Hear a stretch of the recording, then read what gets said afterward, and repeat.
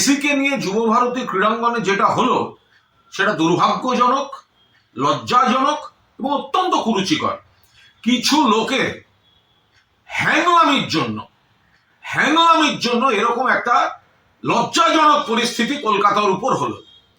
কেন মেসি যখন মাঠে ঘুরছেন, এত মানুষ তারা কত শখ করে খেলার, তো মূল কথা ছিল না মেসিকে দেখতে যাচ্ছে, মেসি আসছেন, স্বপ্নের নায়ক, মেসিকে দেখতে যাচ্ছেন।